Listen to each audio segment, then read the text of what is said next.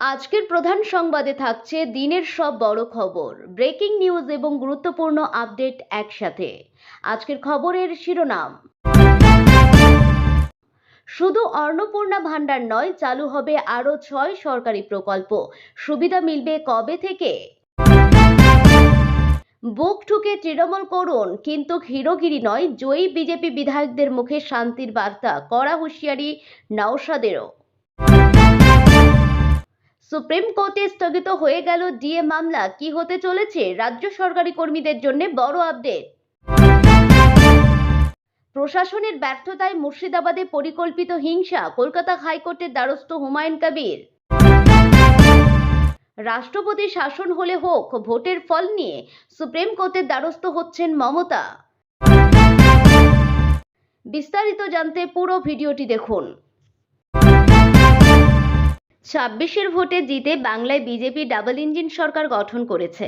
এর ফলে রাজ্যে 6টি নতুন সরকারি প্রকল্প চালু হতে চলেছে, যার মধ্যে রয়েছে আয়ুষ্মান ভারত, প্রধানমন্ত্রী আবাস যোজনা এবং মহিলাদের জন্য 3000 টাকার ভাতা। সুবিধা মিলবে কবে থেকে? 26-এর ভোটে বিপুল সংখ্যাগরিষ্ঠতা নিয়ে রাজ্যে ক্ষমতায় এলো বিজেপি। বাংলায় এখন ডাবল ইঞ্জিন সরকার। চালু হবে জল জীবন মিশন, ট্যাপ কলের মাধ্যমে প্রতি ঘরে ঘরে জল সংযোগ হবে। এতদিন প্রস্তাব জমা দেওয়ার নথিপত্র তৈরিতে দেরি হওয়ার কারণে রাজ্যে 2019-20, 2002 থেকে 24 সালের মধ্যে কেন্দ্রের বরাদ্দ 24,645 কোটি টাকার 53% ব্যবহার করছে। এবার এই কাজ সম্পূর্ণ হবে বলে আশা। নির্দিষ্ট আয় করা পরিবারের মাথার উপর ছাদ গড়ে দেবে কেন্দ্র। এই প্রধানমন্ত্রী আবাস যোজনা বাংলায় চালু থাকা বাংলার বাড়ি প্রকল্পের মতো এবার বাংলায় এই কাজ শুরু হবে। এবার বেকার যুবক যুবতীদের স্বনির্ভর করতে মাসে 3000 টাকা করে দেবে সরকার। এতদিন মমতা সরকার 21 থেকে 40 বছর বয়সীদের বেকার ভাতা দিত, মাসে দিত 1500 করে। এবার 3000 করে দেবে বিজেপি। নির্দিষ্ট আয়যুক্ত পরিবারের মহিলাদের 3000 টাকা করে দেবে সরকার। এতদিন লক্ষ্মীর ভাণ্ডার ভাতা হিসাবে মিলত 1500 টাকা, এবার মিলবে 3000 টাকা। কন্যাশ্রী প্রকল্পের মতো বাংলায় চালু হতে চলেছে প্রধানমন্ত্রী শ্রী স্কুল। এতে একদিকে যেমন পড়াশোনা করতে খরচ হবে না, তেমনই আবার মিলবে এককালীন টাকা। কেন্দ্রের স্বাস্থ্য বিমা আয়ুষ্মান ভারত, এই প্রকল্পের অধীনে দরিদ্র সীমার নিচে থাকা পরিবারগুলি প্রতি বছর 5 লক্ষ টাকা সুরক্ষা পাবেন। সোমবার বঙ্গ বিজয়ের পর দিল্লিতে ভাষণ দিতে গিয়ে আয়ুষ্মান ভারত প্রকল্পের কথা বলেন। প্রতি পরিবার আয়ুষ্মান ভারত কার্ডে 5 লক্ষ টাকা পর্যন্ত ছাড় পাবেন। রাজ্যে বিধানসভার ফল বেরোনোর পর থেকেই দিকে দিকে জয়ের উল্লাস, আর তার মাঝেই শোনা যাচ্ছে এক অন্য সুর। কোথাও কড়া হুঁশিয়ারি, কোথাও আবার সম্প্রীতির ডাক। নবনির্বাচিত বিধায়কদের কেউ বলছেন সংখ্যালঘুরা আমরা এলাকায় নিরাপদ, কেউ আবার সরাসরি আক্রমণাত্মক ঢঙে জানাচ্ছেন তৃণমূল করুন, আপত্তি নেই, কিন্তু দাদাগিরি বরদাস্ত করব না। সমাজ মাধ্যমে জয়ী বিধায়কদের এই পোস্টগুলি এখন আলোচনার কেন্দ্রে। সিউড়ির সদ্য জয়ী বিজেপি বিধায়ক জগন্নাথ চট্টোপাধ্যায় দেখা গেল রণংদেহী মেজাজে। তৃণমূল সমর্থকদের গ্রামে দাঁড়িয়ে তার সাফ কথা, আপনারা বুক ঠুকে তৃণমূল করুন, তাতে আমার কোনো সমস্যা নেই, কিন্তু গ্রামের সাধারণ মানুষের উপর হিরোগিরি বা দাদাগিরি করতে আসবেন না। তার এই মন্তব্য যে বিরোধীদের জন্য কড়া বার্তা, তার বলার অপেক্ষা রাখে না। সোনারপুর উত্তরে বিধায়ক তথা প্রাক্তন আইপিএস অফিসার দেবাশিস ধর প্রশাসনিক মেজাজেই ধরা দিয়েছেন। তিনি জানিয়েছেন এলাকায় কোনো রকম অশান্তি বরদাস্ত করা হবে না। ইতিমধ্যেই পুলিশ প্রশাসনের সঙ্গে যোগাযোগ করে তিনি স্পষ্ট নির্দেশ দিয়েছেন যাতে শান্তি বজায় থাকে। অন্যদিকে কসবার পরাজিত বিজেপি প্রার্থী সরব হয়েছেন। তার মতে মানুষের উপর অত্যাচার হলে তার দায় সম্পূর্ণভাবে প্রশাসনের। জয়ের পর মেমারির বিজেপি বিধায়ক মানব গুহ এক অনন্য নজির গড়লেন। সাংবাদিক থেকে বিধায়ক হওয়া মানব মুসলিম সম্প্রদায়ের মানুষের উদ্দেশ্যে বলেন, আপনারা আমাকে ভোট দেননি ঠিক আছে, কিন্তু আপনাদের কোনো ভয় নেই, আপনাদের উপর কোনো অত্যাচার হবে না, প্রতিটি মানুষের পাশে আমি থাকব। একই সুর শোনা গেল বেলডাঙ্গার বিজেপি বিধায়কের গলাতেও। তিনি সাফ জানান, জেতার পর হিন্দু মুসলিম সবাই আমার কাছে সমান, আমি সবার বিধায়ক। ভাঙড়ের আইএসএ বিধায়ক নওশাদ সিদ্দিকী তাঁর দলীয় কর্মীদের উদ্দেশ্যে কড়া দাওয়াই দিয়েছেন। তিনি সাফ জানিয়েছেন, কারো গায়ে হাত তুললে বা অশান্তি করলে যদি পুলিশ ধরে তবে তার দায় তিনি নেবেন না। এলাকায় কোনো রকম বিশৃঙ্খলা তিনি হতে দেবেন না।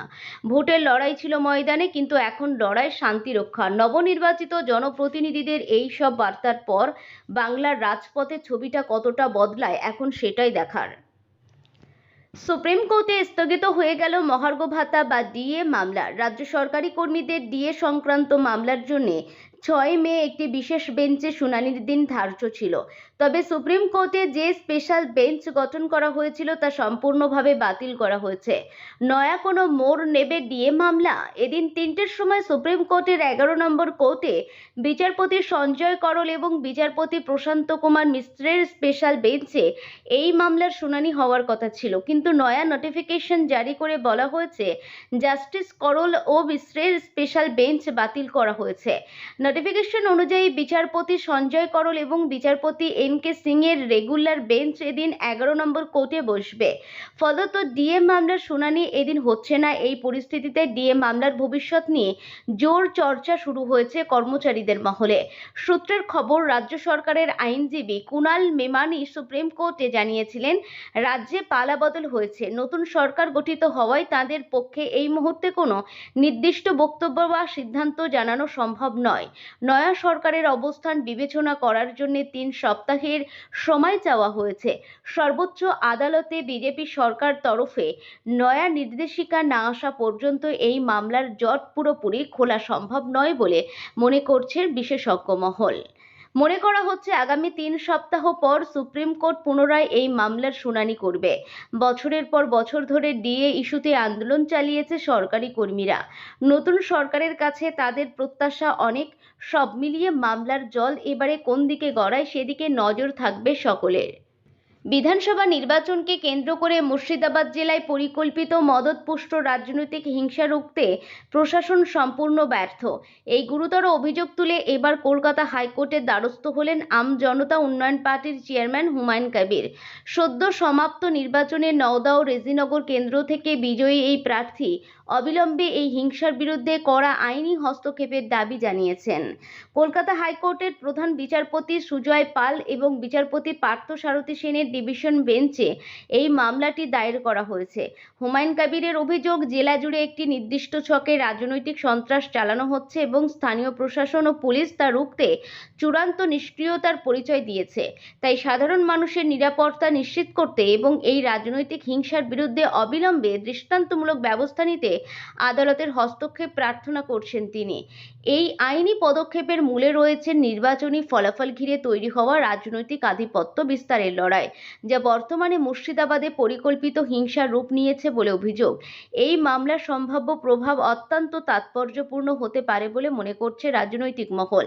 হাইকোর্ট যদি এই বিষয়ে পুলিশ ও প্রশাসনের কাছে রিপোর্ট তলব করে বা কড়া নির্দেশিকা জারি করে, তবে তা প্রশাসনিক কর্তাদের সরাসরি জবাবদিহির আওতায় আনবে।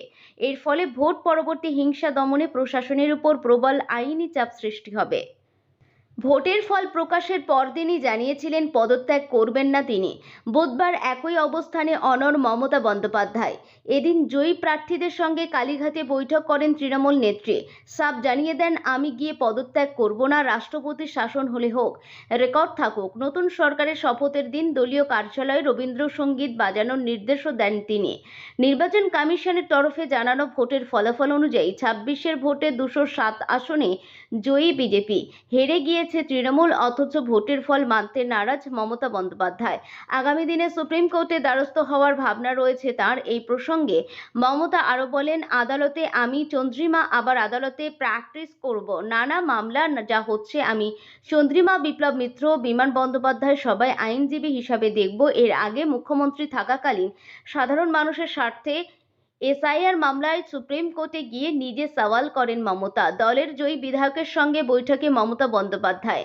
এদিকে এদিনের বৈঠকে দলের দুঃসময়ে সকলকে আরও একজোট হয়ে চলার বার্তা দেন তৃণমূল নেত্রী। দলীয় নেতা কর্মীদের একাংশের মতে এমন ভরাডুবির নেপথ্যে রয়েছে অন্ত্রঘাত।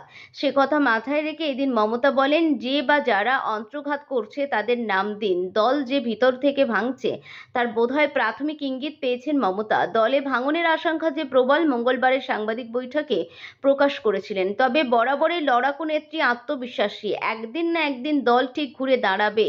তাঁর কথায়, আমিও একসময় একা ছিলাম, ঘুরে দাঁড়িয়েছি, দল ঘুরে দাঁড়াবে। ভোটে বিপর্যয়ের পর থেকেই কলকাতা সহ রাজ্যের নানা প্রান্তে দলীয় কার্যালয়ে হামলার ঘটনা ঘটছে। পরিস্থিতি সরজমিনে খতিয়ে দেখতে আগামী সপ্তাহে সেসব এলাকায় যাবে ফ্যাক্ট ফাইন্ডিং টিম। এই প্রসঙ্গে তৃণমূলের সর্বভারতীয় সাধারণ সম্পাদক অভিষেক বন্দ্যোপাধ্যায় বলেন, ভোট ভোট পরবর্তী হিংসা হচ্ছে, যেখানে অভিযোগ নিচ্ছে না সেখানে অনলাইনে অভিযোগ জানান, আদালতের দ্বারস্থ হওয়ার ভাবনা চিন্তা করছেন তিনি। অভিষেকের কথা অনুযায়ী মমতা বন্দ্যোপাধ্যায় দল দেখবেন আর অভিষেক অনুগত সেনাপতির মতো থাকবেন তার পাশে।